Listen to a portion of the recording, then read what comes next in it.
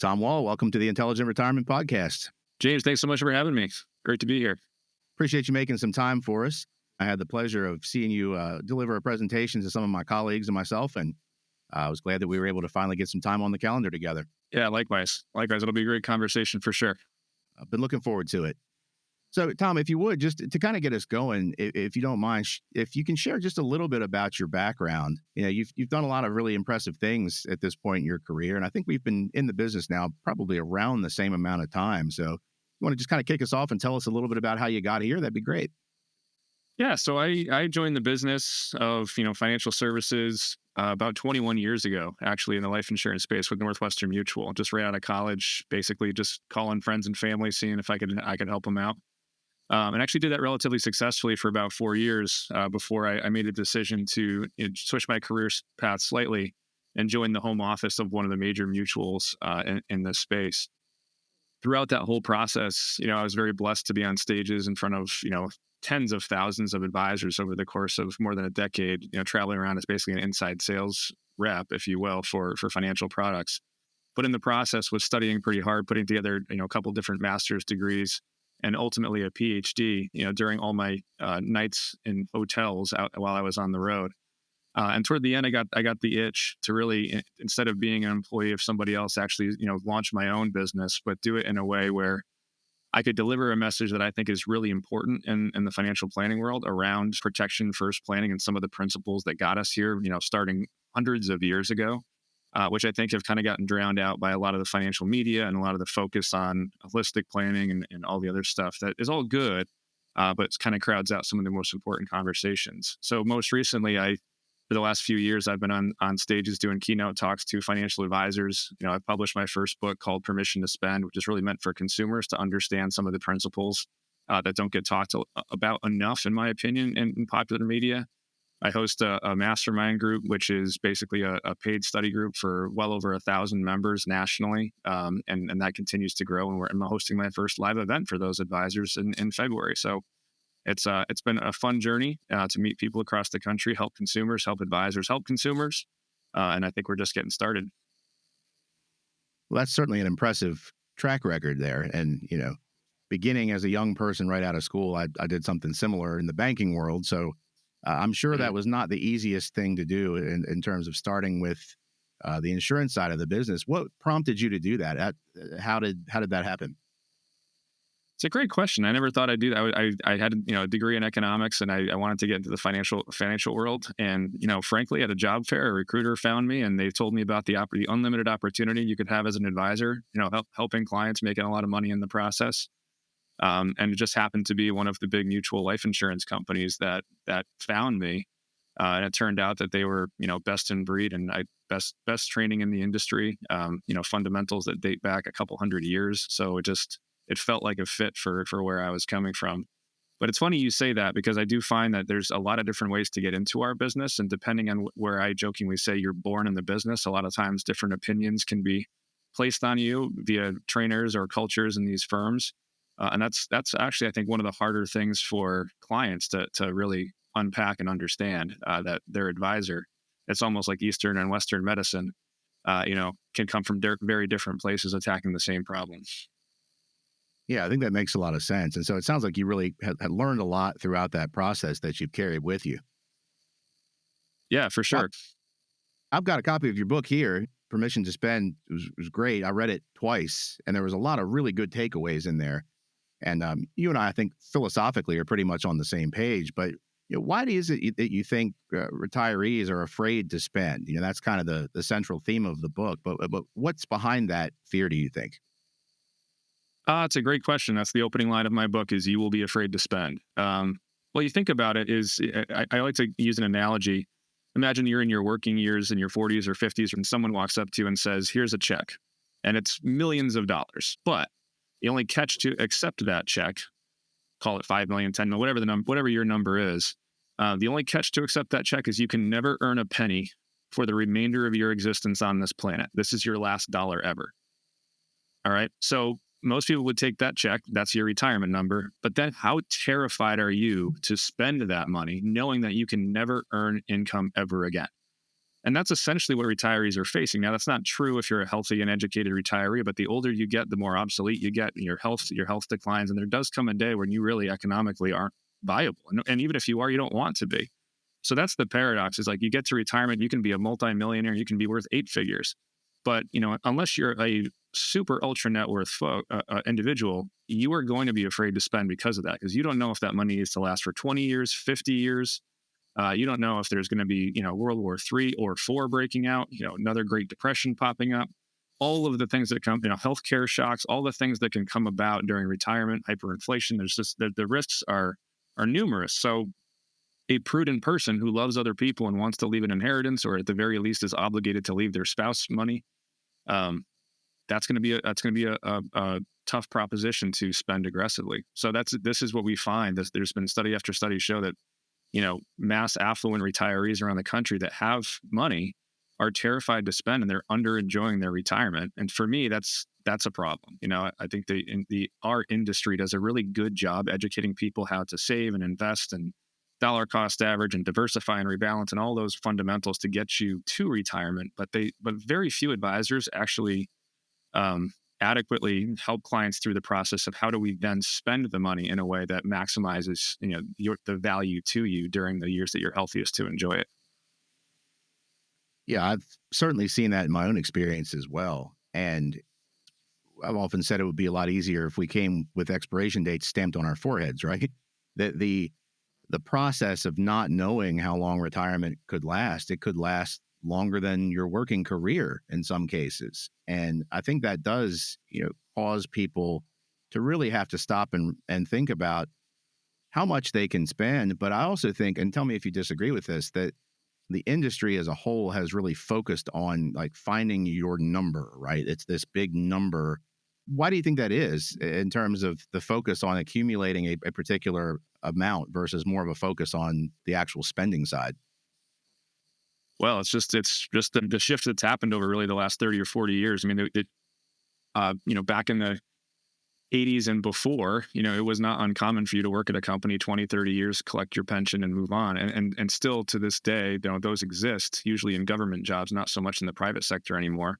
Mhm. But they would guarantee you an income, which was usually most of your pre-retirement income for as long as you lived.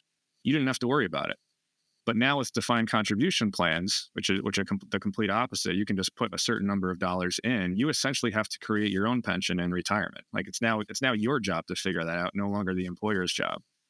So the backwards math is always how much of a sum of money do we need to confidently spit out a certain level of income.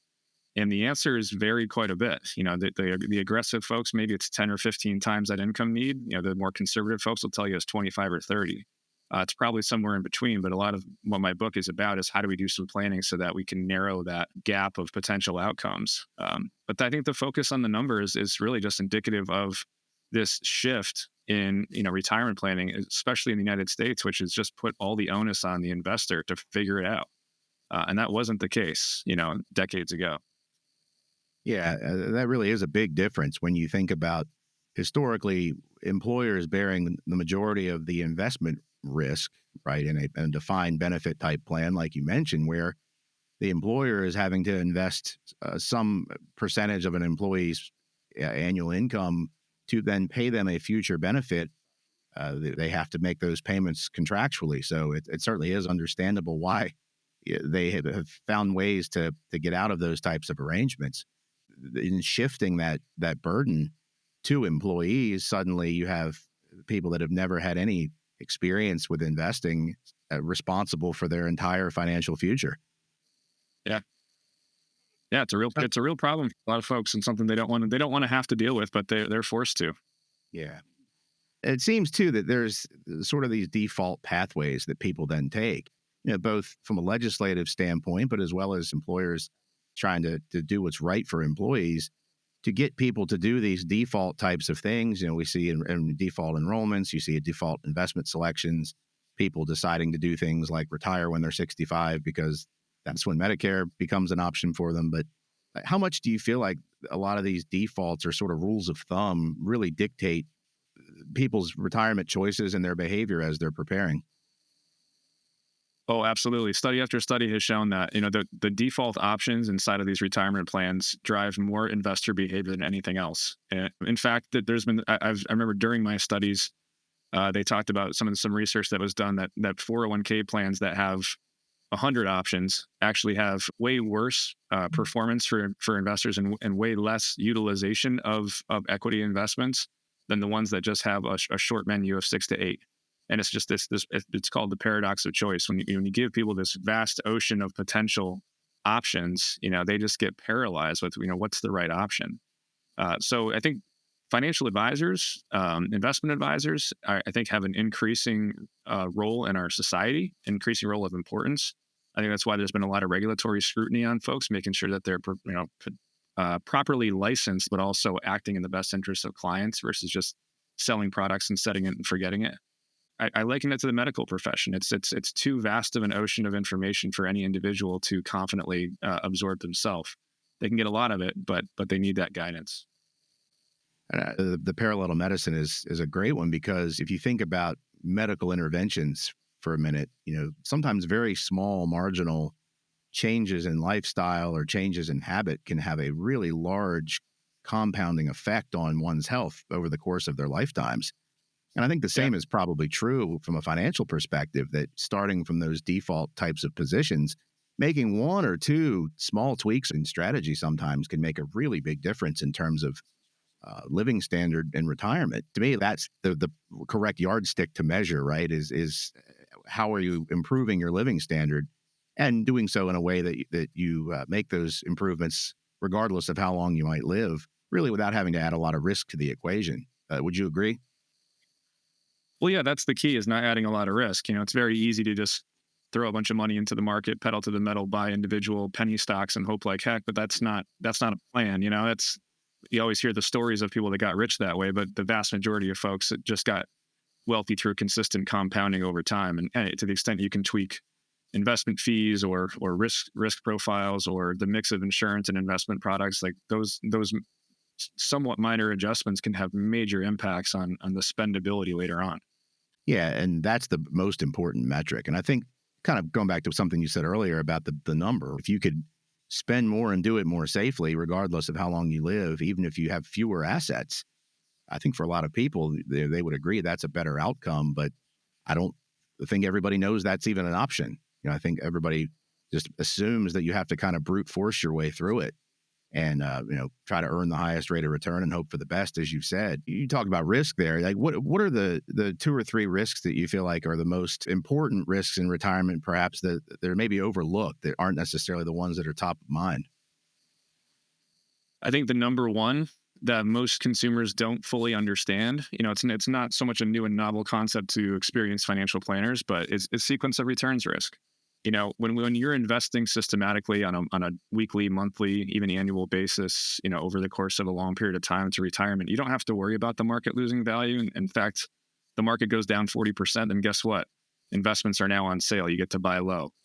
And over time, that works out for you. The problem is in retirement, when you're doing it in reverse, when instead of positive numbers going into your account and negative numbers are coming out, you can't do that, because if the market loses money and then you take out more money, you just exacerbated the loss and made it that much harder for your account to catch up later on.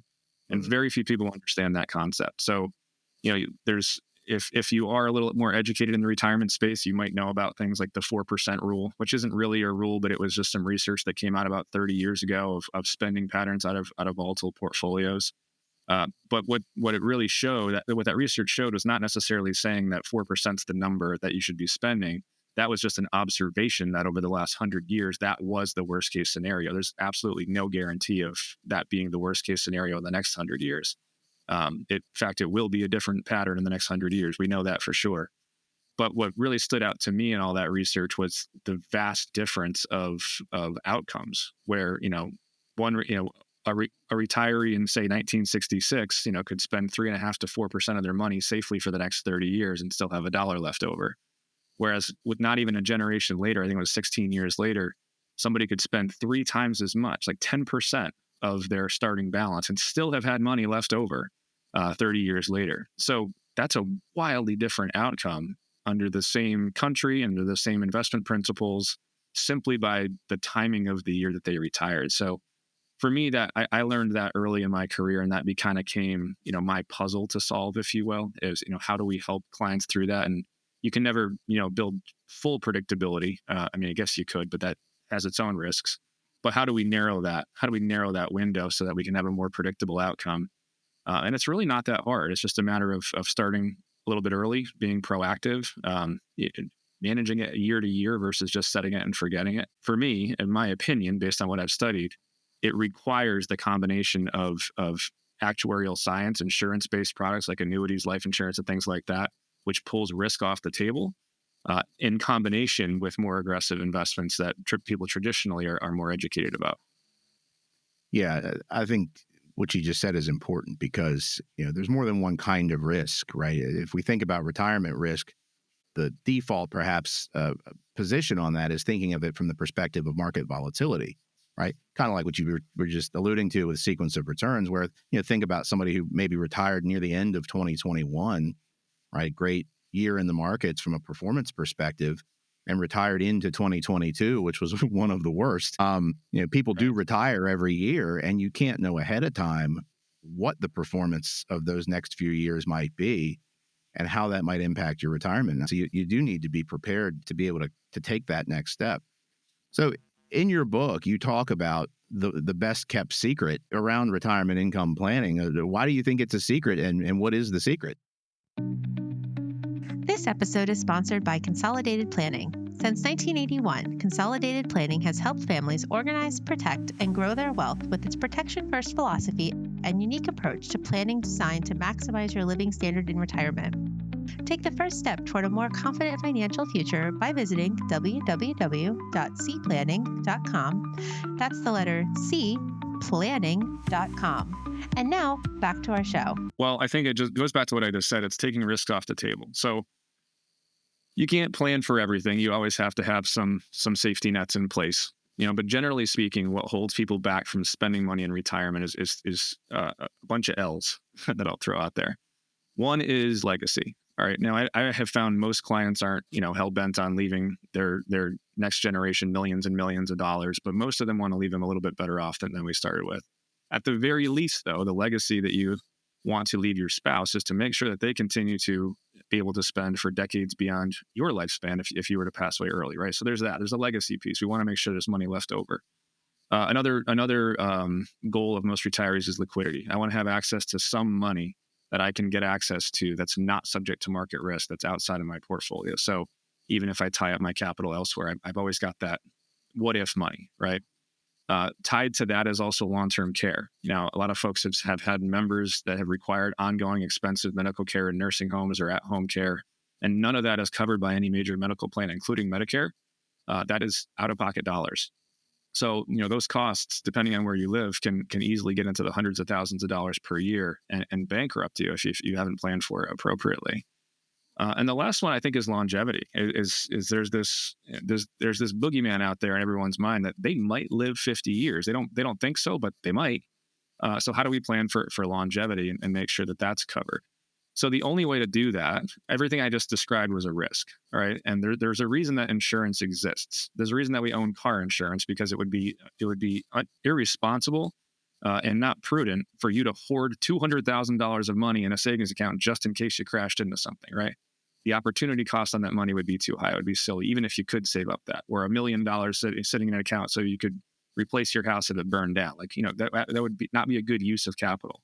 The same thing here. There's products in place that can guarantee payouts for family. There's products that can guarantee you income for as long as you live on this planet, even if that's 75 more years. And the reason that those products exist is because big insurance companies sell these products to millions of consumers, and they know on average through science how many people are going to die at certain points, how many people are going to live to certain times. And you can take advantage of it that way. They are issued to millions of participants, and that's how they can make those guarantees of income and make those guaranteed payouts, because they know with pretty good accuracy how long people are going to live in large populations.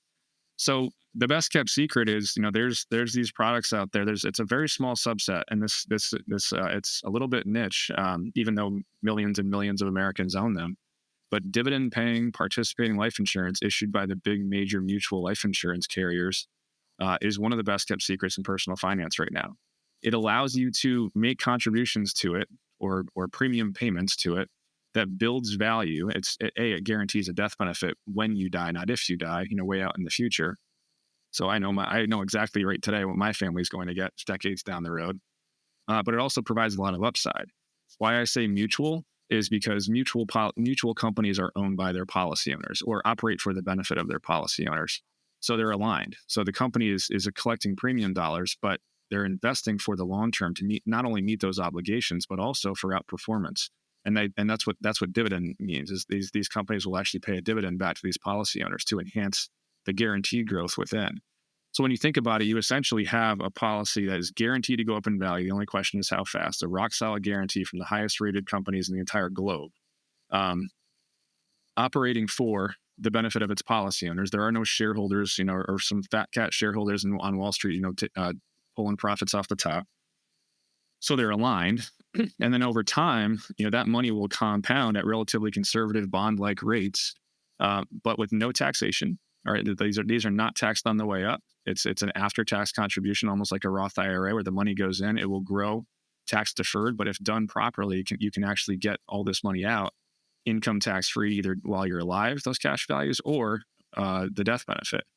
So the value of that is not necessarily that these plans deliver higher rates of return than you could get in equity investments or other investments. It's not an investment, it's an insurance policy. But they do, and they have historically given you bond-like returns because that's what backs a lot of these major mutuals. But with none of it, but they've extracted all volatility. And they also don't have the strings attached like you have in a traditional 401k plan or an IRA or even 529 where there's contribution limits and 59 and a half rules and then required minimum distributions. None of that really exists. So it becomes this amazing, what we call in this space, a buffer asset, where you can stay invested, you can own your real estate, own your business, stay invested in the market. But this asset essentially insulates you or mitigates a lot of the risks because it's rock solid guaranteed. And the longer you live, the better value it becomes. So that's why I call it the best kept secret. The reason it's the best kept secret is because it stinks. It's called life insurance, and you have to prove that you medically qualify for it. These aren't fun things, but I can tell you in my experience, I've been around long enough where typically the happiest people that own it are the ones that have owned it for 10 or 15 years, and now they're watching their policies grow at 5 and 6% riskless and taxless, and they're asking if they can do more. And that's where it fits, is there's a little bit of patience involved too. Well, I think that's really great information. And I feel like whole life insurance is one of those things that's often misunderstood by both the public as well as advisors. And you have a PhD in retirement income planning, right? You did your doctoral work in this exact subject matter, correct? Yeah. So why is it then that you think advisors out there spend time both maligning the idea of owning permanent life insurance, but also perhaps focus on other approaches that are less safe and potentially less effective when these types of products exist and the research by folks like yourself is out there for all to read? Well, that's a big question. I think on the unscrupulous side of our business, there's greed involved. I think sometimes just investment asset managers just want to manage those assets, and that's what they know. And they weren't, like I said, they weren't, born in the right place in the business, if you will, where they weren't, raised by someone who had the insurance background or the fundamental approach of protection first before we shoot for the stars. I think there's client greed involved, the shiny objects syndrome where everyone's talking about Nvidia and GameStop and their Robinhood accounts and check out the price of Bitcoin today. Like there's a lot of that culture in the United States in general, especially among more affluent folks where they want to be chasing after those dollars. And in reality, no matter who you are, even if you are an aggressive investor, if you love other people in your life, you have a family and you're a little bit prudent with your money, at some point you're going to want part of your allocation that is not GameStop, right? You're going to, I'm joking, of course, but you're going to want some part of your allocation that is conservative, predictable, guaranteed, And that's actually the question that I ask, when I give presentations, is I'll talk to advisors and say, when you talk to your clients, ask them a simple question. Imagine that you get your number. Okay, you've saved however many millions you think is appropriate. You get your number. You get to retirement. Now, what we're going to do is we're going to create an income for you for the rest of your retirement. How much of that do you want to be predictable? Meaning, it's coming every single week, every single month for the remainder of your retirement. This is rock solid. And then how much of it do you want it to be probable? Because we can give you every possible simulation of what the last 100 years has given us, but we know the next 100 years won't be the same. So I can give you very high probabilities of success, but they are still just probabilities. And I think when people think of it in those terms from an income standpoint, it becomes a lot more real. And and I think what a lot of folks will be like, half. I want half my income to be predictable. I want half of it to be guaranteed, and then we'll peel some off to shoot for the stars. That's a very prudent approach. But without that kind of just conversation, it's hard for people to think about that. All they're accustomed to is just putting money into their 401k, and that's retirement planning, and as far as they're concerned. Yeah, the accumulation planning aspect, I think, is a whole lot simpler for people to understand, right? And the metric of success, that sort of up and to the right type of mentality, right, where things are growing, we're doing well. Right. When you start to make that transition into turning those assets back into cash flow, as they say, all roads leading to retirement income, right? That's arguably why you're accumulating the money in the first place. I think there's a lot of work to be done still around educating the public about how all that works. And more importantly, even what options are available, because there's really no one quote unquote right way to do it. There's certainly some personal preference involved, but to your point, it's pretty important for advisors who are going to be working with clients in this space to be educated and be aware of these different types of approaches that can allow clients to spend more money and do it more safely. And for you specifically to have gone to the trouble of going all the way through a PhD program, you must be pretty convicted about the subject matter. Why do you care about this so much? Because this clearly is something that you've really dedicated your life and your career to. It's a great question. So early in my career, when I was a wholesaler in our space, which if you're not familiar with that term, it's basically just like an inside sales. It's like a pharmaceutical sales rep for the financial world, where you're talking about financial products that you want advisors to dig into. I spent a lot of time, promoting the sale of whole life insurance. And I got in very early, my integrity, came into play. And I said, look, there's a lot of people out there saying whole life insurance is bad. Am I an idiot here? Am I promoting a product that is a good idea that you probably won't have to apologize for? Or is this actually the best thing people can be doing with their money? And it stuck with me the entire time, talking to very smart folks about this. And similarly, I got very fascinated with that concept I talked about of maximizing spending in retirement in the early years. In the early years, in your 60s and 70s, that's when you're healthiest and most willing and able to travel the country and play golf and do all the things that you can think of. But if you're sitting there looking at a potential 40 or 50-year retirement, the alternative to good planning is just hoard your wealth. And that's what a lot of folks are doing right now. Just live off a few percentage points of that balance and hope like heck. And then if everything works out, you can give yourself a pay raise when you're 85. Who wants that plan? That's terrible. So that's really what got me into studying all this stuff and seeing if it actually what was a good idea. And what I came across as time went by is, I think, to answer your last question, I think whole life gets a bad name because, prior to around 1980, whole life insurance was the only form of permanent life insurance. So into the 80s and 90s, where there was universal life policies and a lot of different designs that didn't have the guarantees, that really put the onus on the client to fund it and manage it and do all that. A lot of these policies really suffered and struggled and were missold, but were called whole life, by the masses. There's a lot to it. It's a big conversation. But if you, and I think I talk about it in the book, if you look for the right companies and the right kind of advisor, you'll get to the right place. So, long story short, to answer your question, I was solving puzzles the entire time. I just kept asking question after question, trying to figure out if I was wrong, trying to prove myself wrong, and I couldn't do it. At the end of the day, I think I'm one of the few people that actually proved, mathematically, this actually is one of the best things that most Americans should be doing with their money. But very few advisors, are educated enough or convicted enough to really sit across the table from clients and take them through why.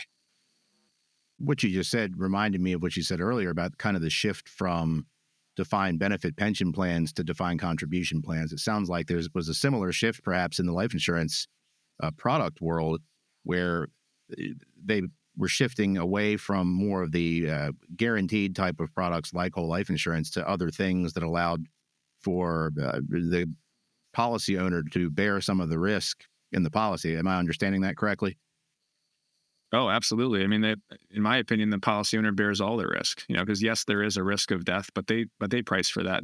Um, so yeah, that was exactly the shift. And that's frankly why the life insurance industry, in my opinion, in most recent history has gotten such a bad name, because these contracts that were supposed to be something that lasts for generations were just falling apart, and there's nothing they could do to solve them based on the way they were built. Gotcha. So the whole life insurance doesn't suffer from that problem then. No, whole life insurance is 100% guaranteed. They can never raise your premium. As long as it gets in there, you have a guaranteed death benefit that pays out when you die, not if you die, and it has guaranteed cash values that typically will equal that death benefit by age 100. And that's your worst case. And then on top of that, why I say these big mutuals, these that pay dividends and are owned and operated by their policy owners, is because they are on the same side of the table as you, trying to deliver value to you, pay the highest dividend, and the outperformance from that dividend can be substantial. I mean, it can literally turn your policy into 4 or 5 times what you purchased, by age 100, which is a very big deal. So that's that's really the key, is all the guarantees are in place, the risk has been shifted, and you get upside potential. I mean, that sounds like a really great deal for me, for at least my conservative portion of my assets. Yeah, and I think that, like you said earlier too, from the perspective of say like a buffer asset, right? Having another bucket of money that's there on your balance sheet to tap into, if markets aren't going well, if you're relying on your variable or investment bucket for spending and you have a bad year like 2022, having that other bucket to dip into can certainly allow that portfolio balance to recover before you have to then start resuming withdrawals. But also in other areas, like you mentioned too, in the book, can you talk a little bit about your concept of the permission slip and what that entails? Yeah, so the permission slip is kind of what I described before. I'll give you an example, just a very simple one. Imagine I have $1 million life insurance policy, okay, and I get to retirement. Now, there's something called the annuity puzzle in retirement income planning, where all the I didn't make that term up, but there's a bunch of academics that call it the annuity puzzle. And the annuity puzzle is a healthy 65-year-old male, for instance, could go to an insurance company today, take $1 million, give it to the insurance company, and turn that into about $75,000 of income per year that starts immediately, that they can never outlive. If they live 75 years, they'll still be getting that $75,000 per year forever.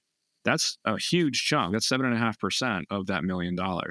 It's the most efficient way to spend on retirement assets, and it actually matches the way retirees spend. They tend to spend more heavily upfront in the early years in retirement, and start to slowly spend less and less as they age. As they've kind of been there, done that. Their health may decline. They want to travel less, whatever. It's true across the board. Study after study has shown it. So while it's not inflation adjusted, right, it may not need to be, because you're kind of deflationary spending. So that's a really good way to save, to spend for most folks. But you don't have permission to do it, because if all you have is a bucket of investment assets and you're going to trade that in for that income stream, well, then you lost the L's, right? There is no legacy if you live a while for the next generation. There is no liquidity because you gave up access to that money in exchange for an income stream. There is no protection against big, expensive care events. The only thing it really does cover is longevity. Like, we know that you're going to continue to get paid out forever. But what if there was an asset that could guarantee a legacy, that could guarantee you a pot of money that you can't, that isn't correlated to the market, is always going up in value, that actually could have ancillary benefits to provide additional dollars outside of your portfolio? And that's dividend paying, participating whole life insurance. So that's your permission slip. If you know that those things are in place, that your family's taken care of, that there's excess liquidity, to the extent that you have that in your portfolio, you will feel comfortable spending and annuitizing the other assets. Or if you're wealthy enough to have this choice, just invest more aggressively and worry a little bit less about market volatility. That has rewarded investors since the beginning of time, if done properly. But retirees often are afraid to do that and get overly conservative because they don't have those guaranteed structures in place. So to kind of restate what I'm hearing there is the main point, that because of those guarantees being in place, that you can then handle the other assets that you have a little differently. And in doing that, if you use the word efficiency, right? The fact that you can get more income using fewer dollars to do it lets you make then other decisions about other things as time goes on. Is that fair to say? Exactly. Yeah, it absorbs the risk so that elsewhere you can do the things that have proven over time to make you a lot of money. Business interests, real estate, investment, all those things, but all of those things carry risk, and you can't have all of your money in a risk asset if you've earned your last dollar. Kind of going all the way back to how we started. I know there's been other research recently about the whole idea of having the guaranteed income really encourages people to then spend the income versus being fearful of what might happen next, or we've just been through an election, right? There's always something kind of on the horizon that causes people to worry about potentially taking that money out of an investment portfolio that's got some volatility or some variability to it. But if there are guarantees in place and that check shows up every month, the research shows that people will actually spend the money. Is that what you found as well? Oh, absolutely. I mean, it's funny. I started my career in commission-based sales, and I did okay, but I remember just hoarding money. I was never sure when my next check was coming in, or which client would cancel their account so that I had to pay it back, or any of that stuff. I was fearful of spending. I was on average earning a good income, but I was afraid to spend it because I didn't know what was coming in. So you think you can kind of equate that to the working world. Once I got a guaranteed salary, I spent 95% of the dollars. I mean, I knew it was coming in. I was not fearful of my next paycheck coming in. And all that stress went away. So, just fast forward that to a retiree. That's essentially what you're looking at, is with an all investment approach or an integrated approach. Do you want to year by year not know what you can spend or what's going to happen going forward? Or do you want to live in a world where you just know it's coming in, and if you can expose yourself to some upside in the process, to me, that seems like a home run. Do you want to experience retirement as a commission-based salesperson or a salaried employee? I think that's a really great analogy and a helpful way to kind of frame that decision. I appreciate that insight. So, Tom, as we start to wrap things up, what does retirement mean to you at this point in your life as you kind of think to your own financial future? It's a great question. I think the never retire philosophy is definitely taking hold with more and more folks, especially kind of in the white collar thought space. As I travel around, I don't know what retirement will look like, or if I'll be able to. I meet countless people that are working virtually now. I meet countless 75, 80-year-old people that are consulting 10 hours a week virtually because they can. Whereas traditionally you were either working full time in the office or you weren't. So I think the concept of retirement has changed, and it may be a word we just need to retire altogether, because it's really more of a lifestyle change. It's a different phase of life. For me, I can't imagine ever doing nothing. I mean, maybe I think maybe if I hit my number, I don't know. But that's I think that's the big key to the financial planning, and why these people that are myopically looking at rules of thumb and just by the book stuff. Life doesn't happen by the book. Everyone's life is going to be different, and your attitudes about life will be different at 65 than they are at 45. And we can't operate in this assumption that there's going to be some day we flip the switch. That's really not how most life occurs. So, to the extent you can put guarantees in place, I think that's the takeaway of today's call and takeaway of my book. To the extent we can shift risk, put guarantees in place, and still put yourself in a position to get some upside with your investments, you're going to be better off, and you're going to have a much greater opportunity to make those choices versus if you don't. If folks want to learn more about your work and about the things that you're doing, how can people find you? I think the best way is just go to permissiontospend.com. Right now, it's a book available on Amazon in all formats. But going forward, I've already started to do some seminars with clients, and I'm building out some additional materials and resources on that, so it becomes more of a movement than just my first book. So I think that's probably the best way. Great. What's next on the horizon? Is there anything upcoming that you're working on that you're excited about? I'd like to launch a second book. I'm not sure what that's about yet. I think I'm still very deep into the financial advisor world, trying to grow the movement around this topic. But I think what you'll start to see from me in the next year or so is more materials, workbooks, video content, just to understand these concepts from somebody who's third party, unbiased, and has done the research around why this methodology probably makes the most sense for most people. Very good. Well, I'm certainly grateful and appreciative for your work and all the things that you've contributed to this space. So thank you for taking the time to join us today on the Intelligent Retirement Podcast. It's my pleasure. Thanks again for having me. This podcast is for informational purposes only and should not be considered tax, legal, or investment advice. Although the information has been gathered from sources that are believed to be reliable, please keep in mind that individual situations may vary. Therefore, the information should only be acted upon when coordinated with individual professional advice. Guest speakers and their firms are not affiliated with or endorsed by Park Avenue Securities, Guardian, Intelligent Retirement, or Consolidated Planning, and all views and opinions stated are their own. Guardian, its subsidiaries, agents, and employees do not provide tax, legal, or accounting advice. Consult your tax, legal, or accounting professional regarding your individual situation. All investments and investment strategies contain risk and may lose value. All whole life insurance policy guarantees are subject to the timely payment of all required premiums and the claims-paying ability of the issuing insurance company. Policy loans and withdrawals affect the guarantees by reducing the policy's death benefit and cash values. Some whole life policies do not have cash values in the first 2 years of the policy and don't pay a dividend until the policy's third year. Talk to your financial representative and refer to your individual whole life policy illustration for more information. Dividends are not guaranteed. They are declared annually by Guardian's Board of Directors.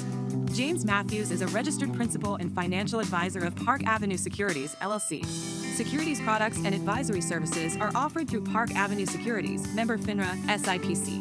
James Matthews is a financial representative of the Guardian Life Insurance Company of America, New York, New York. Park Avenue Securities is a wholly owned subsidiary of Guardian. Consolidated Planning and Intelligent Retirement are not affiliates or subsidiaries of Park Avenue Securities or Guardian. Compliance ID 8023031 expires June 2027.